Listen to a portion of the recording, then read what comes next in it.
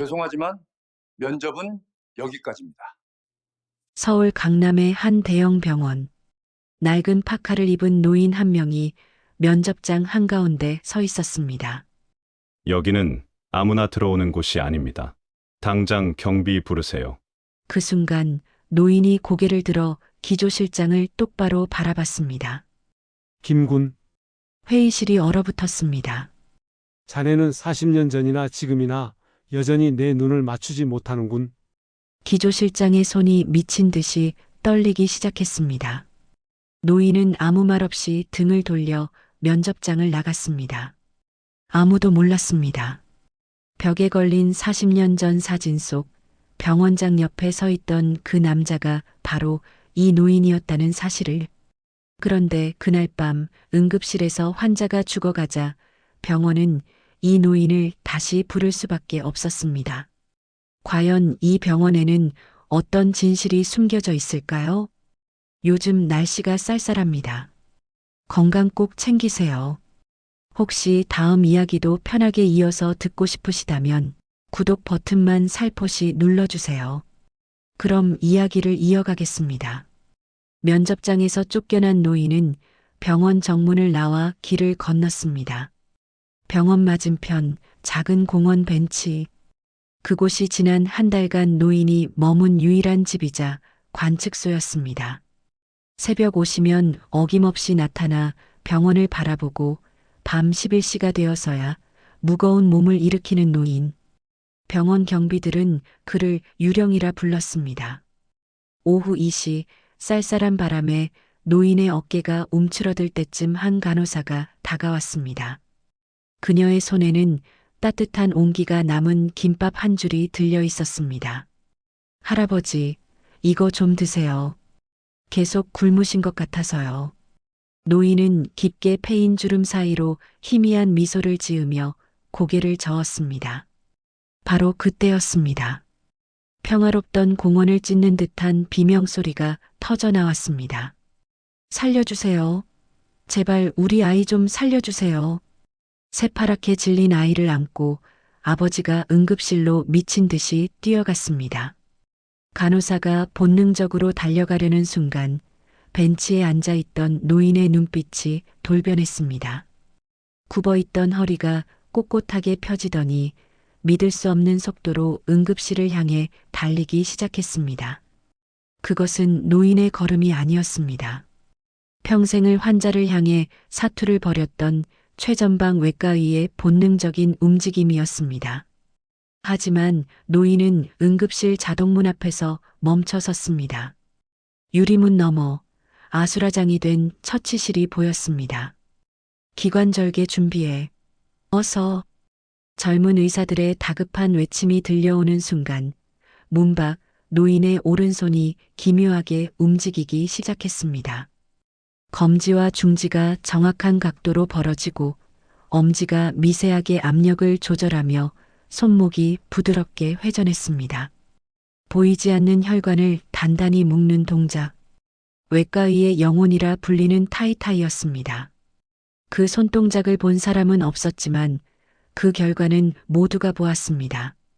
환자 기도 확보 성공. 호흡 돌아왔습니다. 안도의 함성이 터져 나오자 그제야 노인의 손이 멈췄습니다.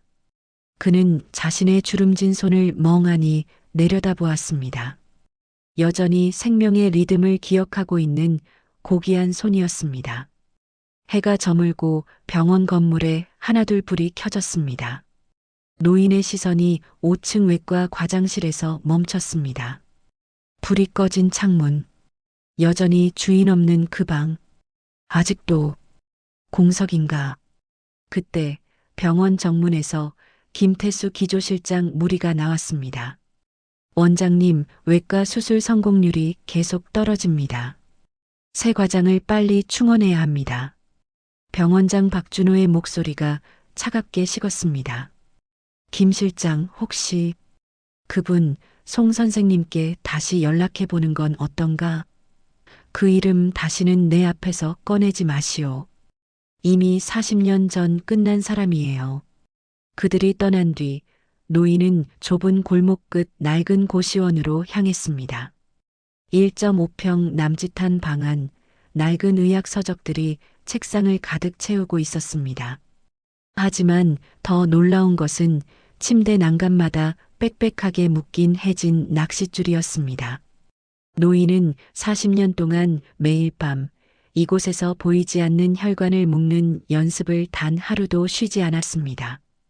책장은 헤어지고 메모는 바랬지만 그 속의 지식만은 여전히 서슬퍼렇게 살아 있었습니다. 노인은 서랍 깊숙한 곳에서 낡은 사진 한 장을 꺼냈습니다. 1985년 환하게 웃고 있는 간호사 김미선. 미선아.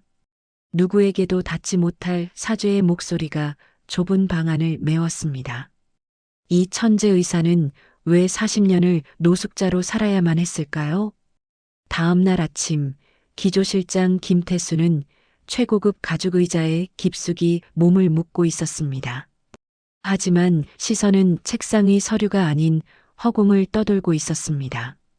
어제 면접장에서 마주친 그 노인의 목소리가 환청처럼 사무실 구석구석을 메웠기 때문입니다.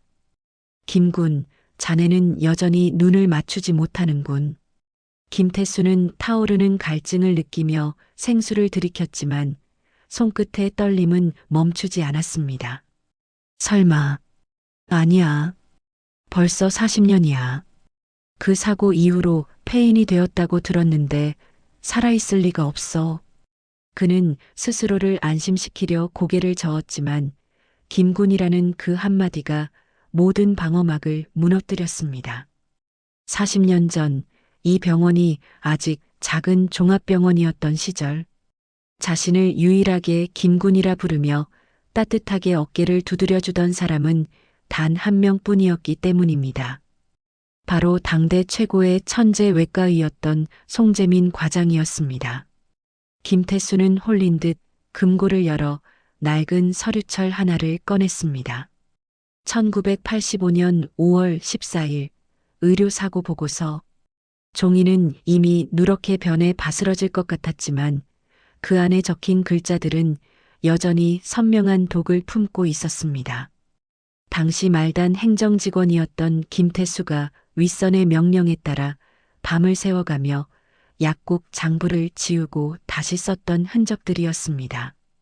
나는 선택권이 없었어. 시키는 대로 하지 않으면 내 밥줄이 끊길 판이었으니까.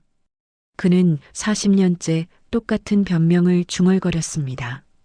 하지만 그 대가로 송재민이라는 한 인간의 인생을 통째로 도둑질했다는 사실만은 지울 수 없었습니다.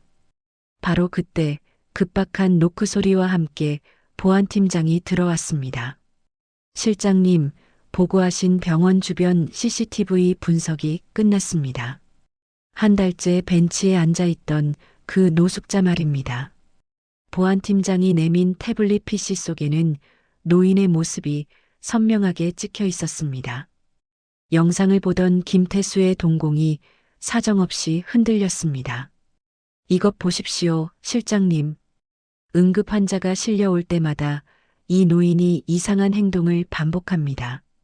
화면 속 노인은 응급실 유리문 너머를 뚫어지게 응시하며 허공에서 손가락을 기묘하게 움직이고 있었습니다. 외과의라면 누구나 아는 혈관을 결찰할 때의 그 섬세한 타이 동작이었습니다. 김태수는 결국 들고 있던 태블릿을 바닥으로 떨어뜨리고 말았습니다.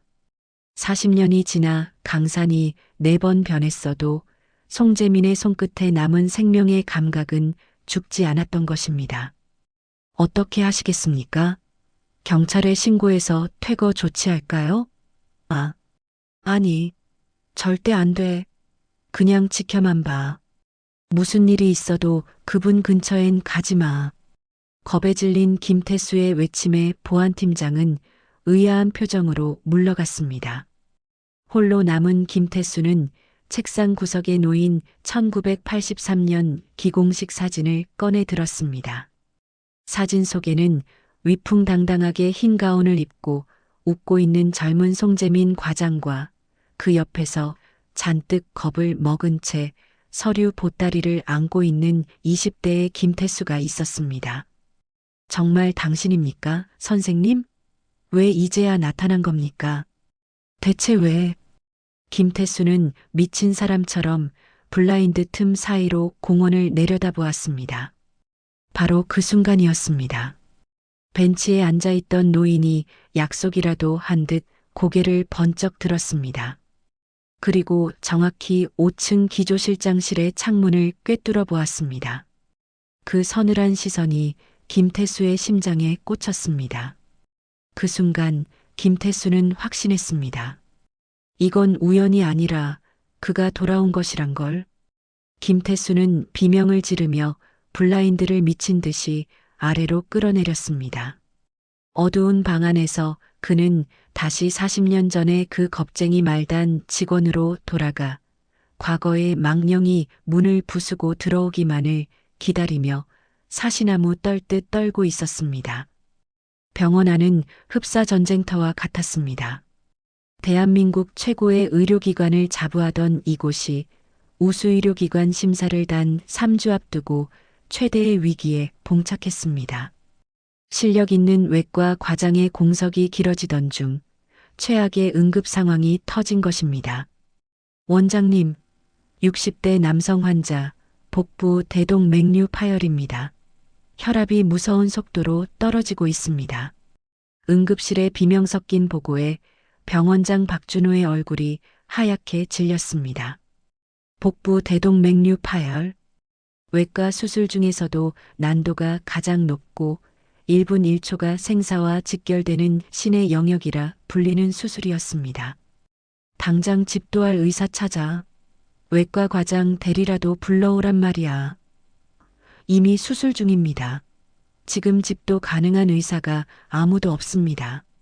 박준호 원장이 절망적인 표정으로 복도를 달릴 때 김태수가 숨을 헐떡이며 그를 가로막았습니다. 원장님, 지금 그게 문제가 아닙니다. 송재민 선생님, 송 선생님에 관한 일입니다.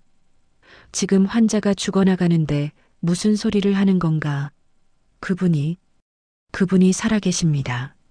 지금 병원 앞 벤치에 앉아 있는 그 노숙자가 바로 송재민 선생님입니다. 박준호 원장의 걸음이 자리에 얼어붙은 듯 멈췄습니다. 40년 전 자신의 손으로 직접 내쫓았던 천재 의사. 죽었다는 소문만 무성했던 그 이름이 김태수의 입에서 나오자 병원 전체가 흔들리는 듯한 충격을 받았습니다. 확실한가? 그저 닮은 사람이 아니라 정말 송 선생님이란 말인가? CCTV를 확인했습니다. 응급 환자가 올 때마다 밖에서 타이 동작을 하고 계셨습니다. 그분의 손이 기억하고 있었습니다. 그 순간 수술실 안에서 간호사가 뛰쳐나왔습니다. 원장님, 환자 심정지 오기 직전입니다. 어서 결정하셔야 합니다. 박준호 원장은 아무 말도 하지 않았습니다. 차가운 복도에는 날카로운 심전도 경고음만 긁고 지나갔습니다. 40년 전의 추악한 진실을 덮어두느냐, 아니면 눈앞의 환자를 살리기 위해 과거의 망령을 불러들이느냐. 박 원장은 3초간 눈을 감았습니다. 그 짧은 침묵은 40년의 세월보다 길게 느껴졌습니다. 이윽고 그가 다시 눈을 떴을 때 그의 눈빛은 원장이 아닌 의사로 돌아와 있었습니다. 김 실장, 당장 그분을 모셔오게. 하지만 원장님, 그분은 지금 행색이. 이 병원에서 그 환자를 살릴 수 있는 사람은 이제 그분뿐이야. 내 말 안 들려? 당장 모셔와. 김태수는 미친 듯이 병원 정문을 향해 달렸습니다. 공원 벤치 노인은 평소와 다름없이 꼿꼿한 자세로 병원을 응시하고 있었습니다. 왔군, 김군. 노인이 먼저 입을 열었습니다. 40년의 세월을 뛰어넘어 들려오는 그 차분한 목소리에 김태수의 눈시울이 붉어졌습니다. 송 선생님, 정말 선생님이십니까? 40년 만이군. 자네 참 많이 늙었구나. 노인은 천천히 자리에서 일어났습니다. 낡은 파카 사이로 비치는 그의 눈빛은 더 이상 노숙자의 그것이 아니었습니다. 안에 환자가 있다며? 복부 대동맥류. 수술할 사람이 없어서 나를 부르러 온 건가? 원장님이 선생님을 기다리고 계십니다. 40년 전에는 나를 짐승처럼 쫓아내더니 이제야 내가 필요한 모양이군. 노인은 씁쓸한 미소를 지었지만 망설임 없이 병원을 향해 걸음을 옮겼습니다. 누더기 파카를 걸친 노숙자와 화려한 대형 병원의 대리석 복도, 그 극명한 대조 속을 걷는 송재민의 걸음걸이는 당당했습니다. 그것은 40년간 이 병원의 복도를 지배했던 진짜 주인의 걸음이었습니다. 수술실 앞 박준호 원장이 초조하게 서 있었습니다. 송재민과 시선이 마주치는 순간 박 원장은 자신도 모르게 고개를 숙였습니다. 송 선생님, 죄송합니다. 그리고 와주셔서 감사합니다. 인사는 나중에 합시다. 환자 차트부터 내놓으세요. 송재민은 환자의 기록을 단 3초간 훑어내렸습니다. 복부 대동맥류 파열, 이미 4시간 경과, 복강 내 출혈이 상당할 겁니다. 지금 당장 열지 않으면 2시간도 못 버팁니다. 정확하고 서슬퍼런 진단이었습니다. 주변의 젊은 의사들이 노인의 기세에 압도되어 숨을 죽였습니다. 수술 하시겠습니까? 박 원장의 물음에 송재민은 자신의 주름진 손을 가만히 내려다보았습니다. 거친 노동으로 굳은 살이 박이고 40년이라는 모진 세월이 새겨진 손. 그때 아주 미세하게 노인의 손끝이 떨렸습니다. 0.5초간의 아주 짧은 흔들림. 두려움이었을까? 아니면 억눌러왔던 울분이었을까? 하지만 그 떨림은 이내 멈췄고 그의 손등 위로 혈관이 요동치기 시작했습니다. 손을 씻겠습니다. 그 한마디가 떨어지자마자 정지해 있던 수술실이 거대한 기계처럼 돌아가기 시작했습니다. 노숙자의 낡은 파카가 바닥으로 떨어지고 그 위로 차가운 수술복이 입혀졌습니다. 40년 만에 돌아온 전설의 귀환이었습니다. 송재민은 40년 만에 차가운 수술복을 입었습니다. 낡은 파카를 벗어 던진 그의 어깨는 수술실의 푸른 조명 아래에서 기묘한 위엄을 뿜어냈습니다. 간호사들이 마스크를 씌워주고 장갑을 끼워주는 동안 수술실 안에는 폭풍 전야 같은 정적이 흘렀습니다. 선생님 정말 괜찮으시겠습니까? 옆에 선 젊은 레지던트의 목소리가 파르르 떨렸습니다. 자네 눈엔 내가 40년을 쉰 것처럼 보이나? 기계는 변했어도 사람의 혈관은 그대로라네. 내 손가락 세포들은 어제도 그저께도 고시원 방에서 수천 번씩 혈관을 묶는 감각을 되살려왔지. 73세의 노숙자, 40년의 공백. 상식적으로는 불가능한 도박이었기 때문입니다. 수술은 머리가 아니라 몸이 하는 것이다. 송재민의 낮은 목소리가 수술실에 울렸습니다. 머리는 세월에 깎여나가도 생명을 살리던 감각은 뼈에 새겨져 있는 법이니까. 수술실 문이 닫히고 송재민은 수술대 앞에 섰습니다. 메스. 간호사가 건넨 차가운 금속이 그의 손바닥에 닿는 순간 기적이 일어났습니다. 조금 전까지 미세하게 떨리던 노인의 손이 거짓말처럼 바위처럼 굳건해졌습니다. 아니, 그것은 손이라기보다 가장 정밀하게 설계된 강철 기계와 같았습니다. 시작합니다. 첫 절개. 메스가 지나간 자리는 한치의 오차도 없이 완벽했습니다. 피어오르는 핏방울 사이로 송재민의 손이 춤을 추듯 움직였습니다. 그의 진단은 인공지능보다 빨랐고 지시는 천둥처럼 단호했습니다. 의료진들은 홀린 듯 그의 움직임에 빨려 들어갔습니다. 3시간의 사투. 파열된 대동맥을 드러내고 인조혈관을 이식하는 고난도 작업이 이어졌습니다. 마지막 봉합의 순간 송재민의 손가락이 다시 한번 허공을 갈랐습니다. 타이타이. 어제 공원 벤치에서 허공을 향해 수만 번 연습했던 그 동작이 이제는 환자의 혈관 위에서 예술처럼 펼쳐졌습니다. 그 순간 송재민은 깨달았습니다. 자신이 수술을 하는 것이 아니라 수술이 자신을 다시 불러내고 있다는 것을 말입니다. 세월은 그의 기술을 무디게 만든 것이 아니라 오히려 낡은 고서처럼 깊고 단단하게 숙성시켜 놓았습니다. 봉합 완료. 클램프 해제합니다. 혈압 회복. 맥박 정상입니다. 수술 성공입니다. 수술실 여기저기서 안도의 한숨과 함께 낮은 탄성이 터져 나왔습니다. 송재민은 피 묻은 장갑을 벗으며 환자의 상태를 마지막까지 확인했습니다. 수술실 문이 열리고 밖으로 나오자 복도에서 기다리던 환자의 가족이 달려와 그의 손을 부여잡았습니다. 선생님, 제 남편은요? 살 수 있는 건가요? 수술은 잘 끝났습니다. 이제 가족 곁으로 돌아갈 겁니다.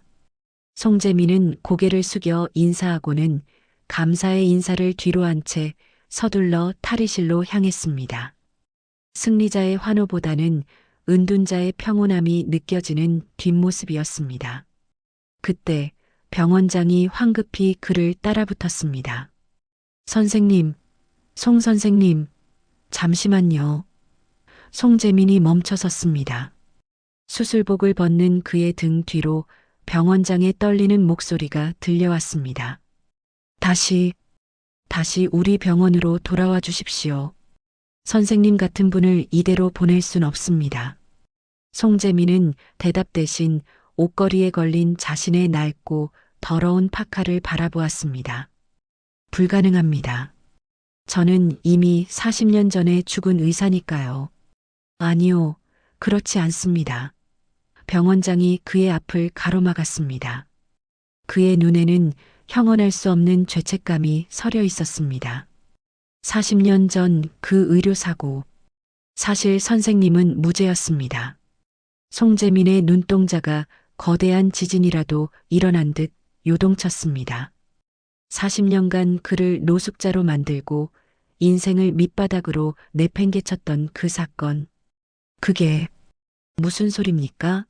내가 처방을 잘못해서 환자가 죽었다고 당신들이 내 면허를 뺏지 않았습니까? 그 처방 전 누군가에 의해 조작된 것이었습니다. 진짜 범인은 따로 있었습니다. 병원장의 고백에 복도는 서늘한 침묵에 잠겼습니다. 40년 만에 드디어 봉인되었던 추악한 진실의 문이 열리기 시작했습니다. 병원장실의 묵직한 문이 닫히고 방 안에는 숨막히는 정적이 흘렀습니다. 송재민은 소파 끝에 걸터 앉아 자신의 투박한 손을 내려다보았습니다.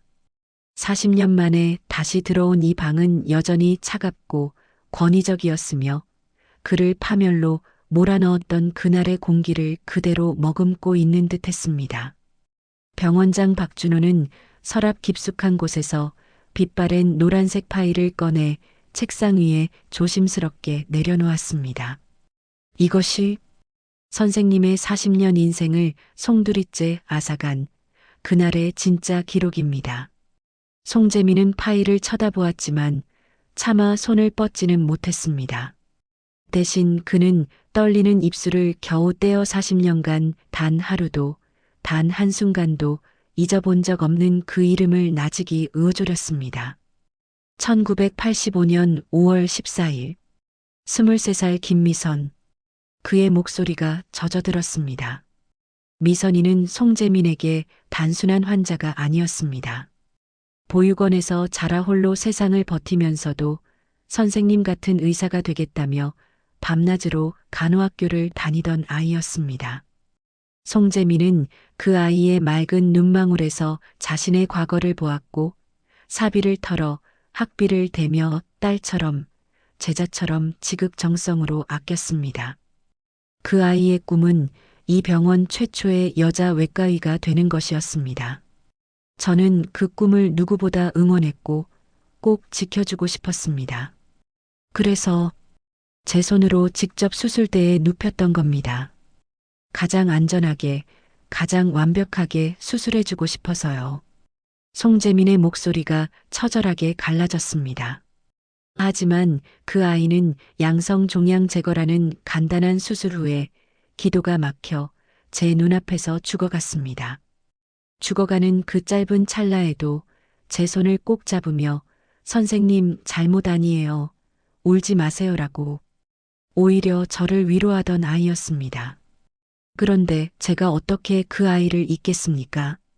송재민이 얼굴을 감싸 쥐고 소리 없이 오열하자 병원장이 고개를 숙인 채 무거운 진실을 꺼내놓았습니다. 선생님, 미선 씨의 사인은 선생님의 수술 실수가 결코 아니었습니다. 수술 사흘 전 그녀가 감기 증상으로 내과를 방문했을 때 처방받은 약이 화근이었습니다. 그 약에 포함된 특정 성분이 수술 후 치명적인 기도 부종을 유발한 겁니다. 한마디로 내과의 처방 오류였습니다. 병원장은 잠시 말을 멈췄다가 마치 스스로를 신문하듯 낮게 덧붙였습니다. 그때 진실을 말했다면 병원은 무너졌을 겁니다. 그리고 저 역시 공범이었지요. 송재민의 고개가 번쩍 들렸습니다. 눈물로 범벅이 된 눈에 경악이 서렸습니다. 그게 무슨 소립니까? 그런 기록은 당시 어디에도 없었지 않습니까?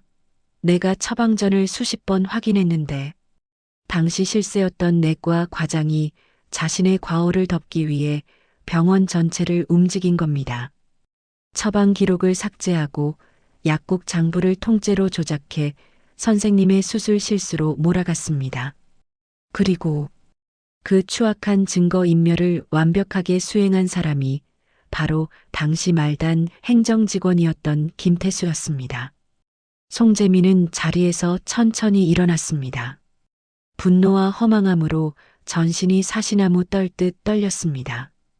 그럼 지난 40년은 뭡니까? 내가 살인자라는 낙인을 찍힌 채 밤마다 죽은 아이의 환영에 시달리며 노숙자로 떠돌던 그 지옥 같은 세월은 누가 책임지는 겁니까? 송재민은 병원장실 문을 박차고 나갔습니다. 복도 끝에는 죄인처럼 고개를 숙인 채 벽에 기대어 있던 김태수가 서 있었습니다. 송 선생님, 정말 죄송합니다. 저는 그저 위에서 시키는 대로 명령을 따랐을 뿐입니다. 그래야만 제가 살 수 있었습니다. 김태수의 비겁한 변명이 떨어지자마자 송재민의 차가운 일갈이 병원 복도를 날카롭게 찢었습니다. 명령? 그 알량한 명령 하나가 한 사람의 영혼을 파괴하고 꿈 많던 한 아이의 생명을 도둑질하는 면죄부가 된다고 생각하나? 자네는 비겁하게 살아남았고 그 아이는 억울하게 죽었네. 그리고 나는 나의 가장 빛나던 40년을 통째로 잃었지. 송재민은 김태수의 흐릿한 눈을 똑바로 쏘아보았습니다. 나는 40년간 그 벤치에 앉아 자네를 지켜봤네.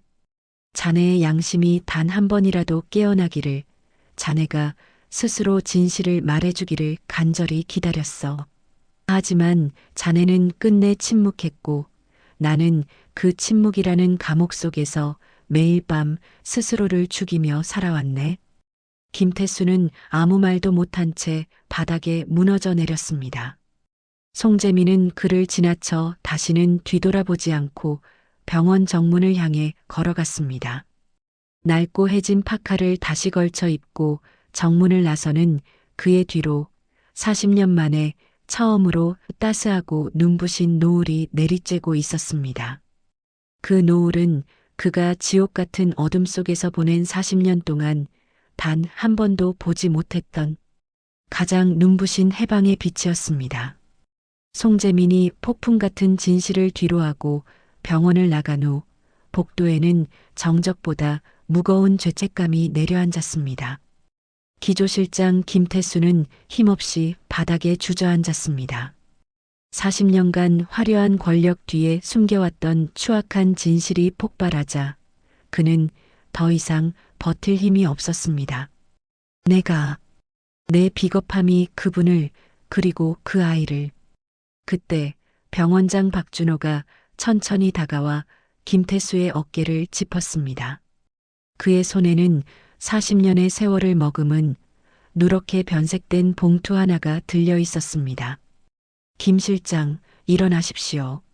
아직 송 선생님께 전하지 못한 마지막 진실이 남았습니다. 이게 뭡니까? 미선 씨가 남긴 편지입니다.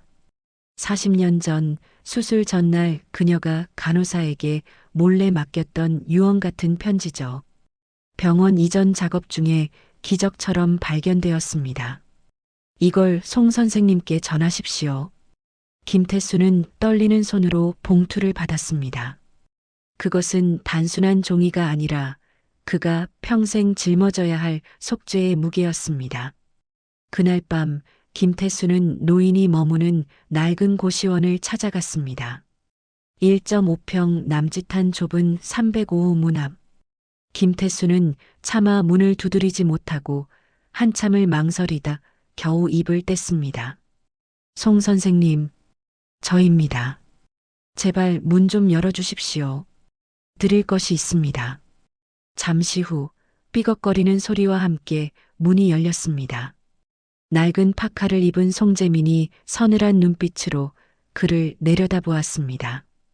김태수는 무릎을 꿇듯 허리를 숙이며 봉투를 내밀었습니다. 미선 씨가 선생님께 남긴 편지입니다. 40년 동안 병원 구석에 잊혀 있던 마음입니다. 미선이라는 이름에 송재민의 눈동자가 거칠게 흔들렸습니다. 그는 거친 손으로 조심스럽게 봉투를 열었습니다. 편지지에는 40년 전 꿈 많던 소녀의 둥글둥글하고 따뜻한 글씨가 빼곡히 적혀 있었습니다. 편지 내용 사랑하는 송재민 선생님께. 선생님, 이 편지를 읽고 계신다면 아마 저는 수술에서 깨어나지 못한 것이겠지요. 하지만 선생님, 절대 울지 마세요. 제 운명이 여기까지였을 뿐 선생님은 늘 저에게 최선을 다하셨다는 걸 누구보다 제가 잘 아니까요. 보육원을 나와 외롭고 막막하던 제 세상에 선생님은 유일한 빛이었습니다. 저에게 학비를 대주시고 딸처럼 아껴주시고 의사라는 거대한 꿈을 꿀 수 있게 해주셔서 정말 행복했습니다. 비록 이 병원 최초의 여자 외과의가 되겠다는 약속은 지키지 못하게 되었지만 그 꿈을 꾸는 동안 저는 매일매일이 설렜습니다. 선생님, 저 때문에 자신을 탓하며 무너지지 마세요. 선생님은 제 은인이자 스승이자 세상에 하나뿐인 제 아버지였습니다. 그리고 제 마지막 부탁이 있어요. 꼭 계속 의사로 살아주세요. 선생님의 그 귀한 손은 저 같은 사람 수천, 수만 명을 더 살려낼 수 있는 손이잖아요. 저 대신 그 사람들을 살려주세요. 그게 제가 바라는 유일한 보답입니다. 감사했습니다, 아버지. 다음 생에 다시 만나면 그때는 정말 선생님의 친딸로 태어나고 싶어요. 1985년 5월 13일 미선 올림. 편지를 읽어 내려가던 송재민의 손이 사정없이 떨렸습니다. 참아왔던 통곡이 터져나왔습니다. 40년 전 죽어가는 아이를 지키지 못했다는 자책감에 스스로를 지옥에 가뒀던 한 남자의 영혼이 비로소 오열했습니다. 미선아, 이 바보 같은 녀석아, 내가 너를 어떻게 잊고 어떻게 나만 편히 산단 말이냐. 김태수는 고개를 땅에 처박은 채 오열했습니다. 송 선생님 죄송합니다. 40년간 침묵하며 선생님의 인생을 도둑질한 저를 제발 벌해주십시오. 송재민은 바닥에 떨어진 편지를 소중히 주워 가슴에 품었습니다. 그리고 한참 뒤 맺힌 눈물을 닦아내며 결연한 목소리로 말했습니다. 자네를 용서하는 건 여전히 죽기보다 힘들군. 하지만 이제 내 인생은 내 것이 아니네.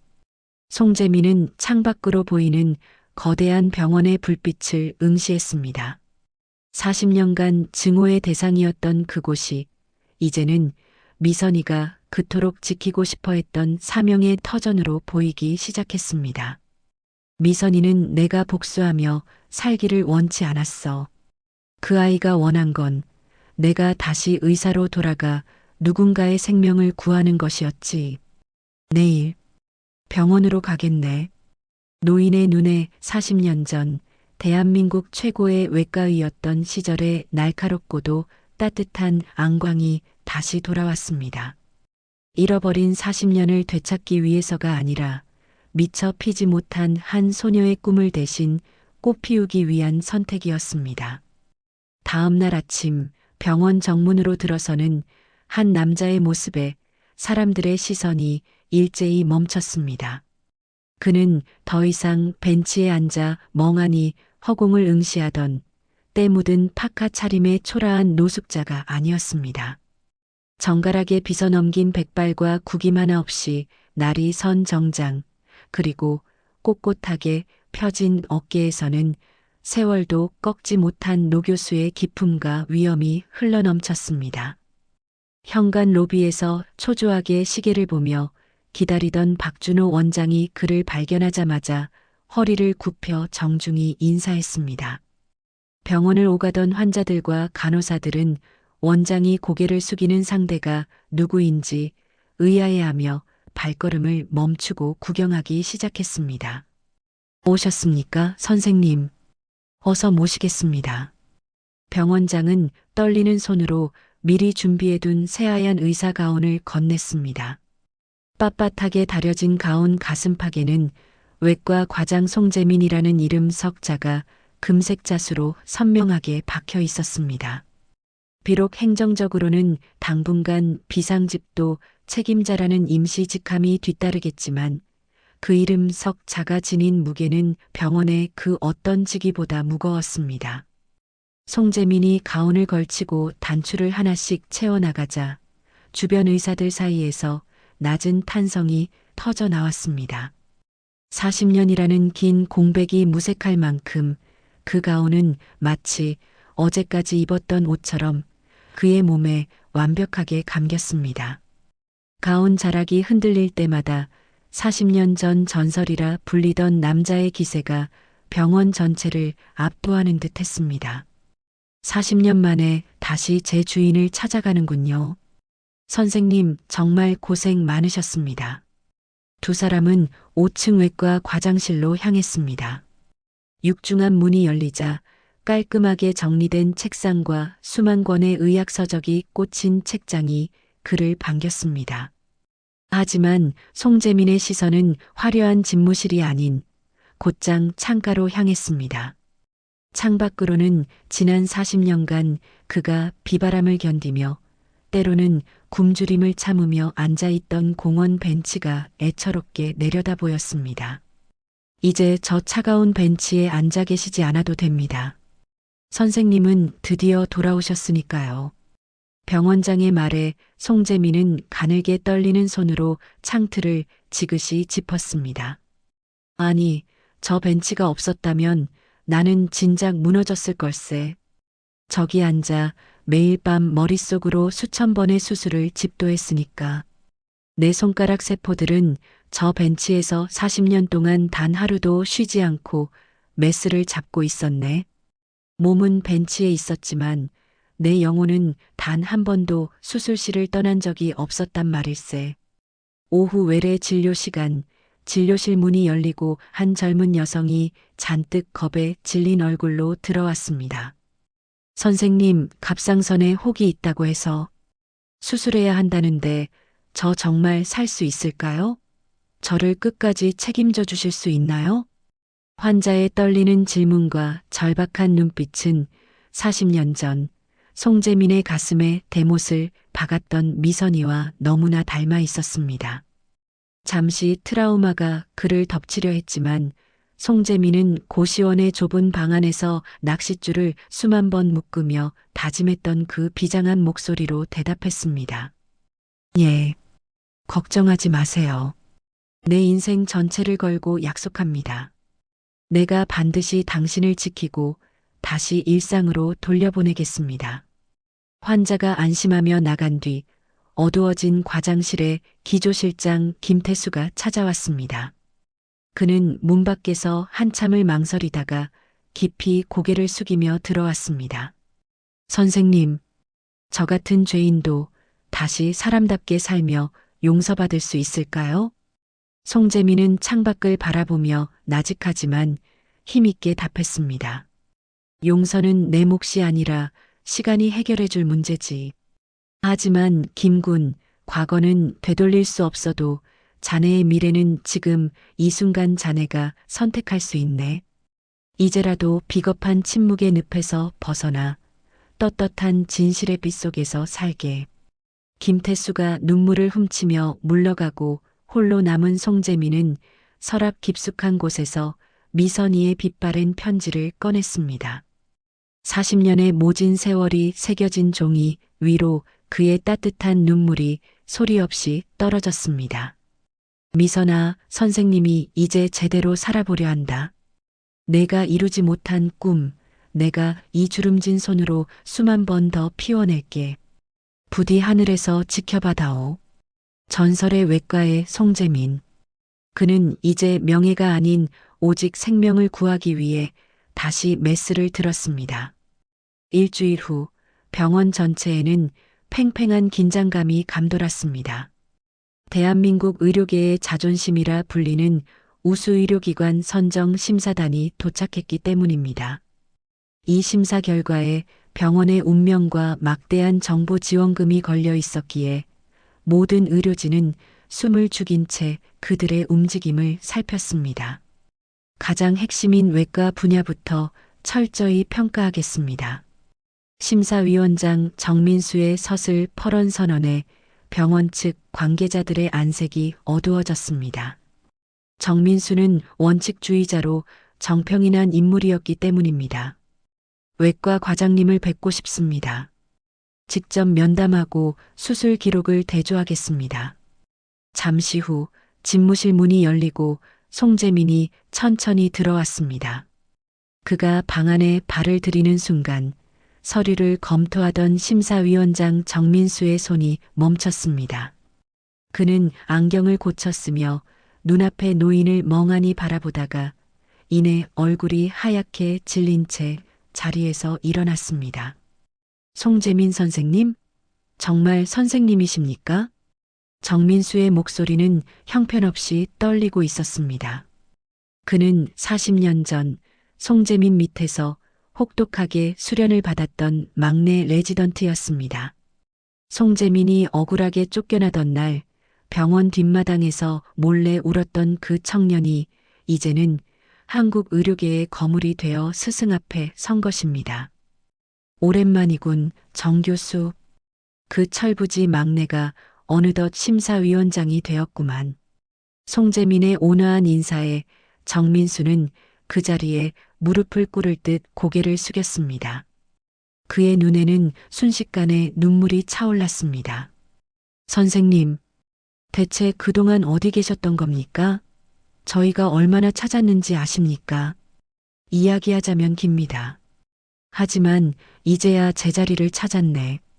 심사는 자비 없이 진행되었습니다. 하지만 수술 기록과 환자 차트를 검토하던 심사위원들의 입에서는 연신 감탄사만 터져 나왔습니다. 73세 노인이 집도했다고는 믿기지 않을 만큼 정교하고 완벽한 기록들이었기 때문입니다. 바로 그때였습니다. 병원 전체에 날카로운 응급 호출음이 울려 퍼졌습니다. 대형 교통사고 발생, 다발성 외상 환자 3명 이송 중, 그중 20대 여성 환자, 복부 관통상으로 위독. 병원은 순식간에 전쟁터로 변했습니다. 피투성이가 된 채 실려 들어온 20대 여성의 얼굴을 보는 순간 송재민의 머릿속에 40년 전 차갑게 식어가던 미선이의 모습이 겹쳐졌습니다. 송재민은 눈을 감고 가슴속에 품고 있던 미선이의 편지를 떠올렸습니다. 저 대신 그 사람들을 살려주세요. 수술실 준비해. 이 환자 내가 반드시 살린다. 4시간의 사투 끝에 마침내 송재민이 메스를 내려놓았습니다. 수술실에는 잠시 아무 소리도 나지 않았습니다. 오직 심전도 기계의 규칙적인 B- 소리만이 한 생명이 다시 세상에 붙잡혔음을 증명하고 있었습니다. 송재민은 피 묻은 장갑을 벗으며 잠든 환자의 이마를 가만히 짚었습니다. 미선아, 봤니? 선생님이 또 한 명 살렸다. 수술실 문이 열리고 밖으로 나오자 정민수 위원장이 그를 기다리고 있었습니다. 그는 심사위원단을 대표하여 가장 엄숙한 목소리로 선언했습니다. 본 심사단은 외과 과장 송재민의 집도 능력과 시스템 리더십이 대한민국 최고 수준임을 공식적으로 확인합니다. 이견의 여지가 없는 최우수 등급입니다. 정민수는 스승의 거친 손을 두 손으로 꼭 잡았습니다. 40년 만에 다시 스승님의 수술을 볼 수 있어 영광이었습니다. 송재민은 미소 지으며 제자의 어깨를 두드렸습니다. 그의 40년 억울함이 살아난 환자의 규칙적인 심장 박동 소리와 제자의 존경 어린 눈빛 속에서 눈 녹듯 사라지고 있었습니다. 3개월 후 병원 5층 외과 과장실의 아침은 여느 때와 다름없이 활기로 가득 찼습니다. 송재민은 정갈하게 다려진 가운을 입고 책상 앞에 앉아 돋보기를 너머로 환자들의 차트를 꼼꼼히 살폈습니다. 선생님, 오늘 수술 일정 확인 부탁드립니다. 젊은 레지던트가 경외심 가득한 눈빛으로 차트를 내밀었습니다. 오전에 갑상선 종양 제거 2건, 오후에 담낭 절제술 1건입니다. 장비 점검은 끝났나? 어제 말한 환자의 혈액 응고 수치도 다시 확인했겠지? 예, 선생님. 지시하신 대로 완벽히 준비했습니다. 좋아. 가세. 환자가 기다린다. 회진을 도는 송재민의 걸음걸이에는 이제 노숙자의 흔적은 찾아볼 수 없었습니다. 하지만 그가 병실에 들어서서 환자를 대하는 태도만큼은 예전보다 훨씬 더 낮고 따뜻했습니다. 15번 환자, 지난주 대형 교통사고로 들어왔던 분입니다. 침대 위에는 며칠 전 그가 사투 끝에 살려낸 20대 여성이 누워 있었습니다. 그녀는 송재민을 보자마자 야윈 손을 뻗어 그의 거친 손을 꼭 잡았습니다. 선생님, 정말 감사합니다. 절 포기하지 않고 살려주셔서. 송재민은 마주 잡은 손에 힘을 주며 인자하게 미소 지었습니다. 당연한 일을 했을 뿐입니다. 이제 일주일 후면 집으로 돌아가실 수 있을 거예요. 건강하게 걸어 나가는 것, 그것이 의사인 제게는 가장 큰 보답입니다. 회진을 마친 송재민은 잠시 창가에 멈춰 섰습니다.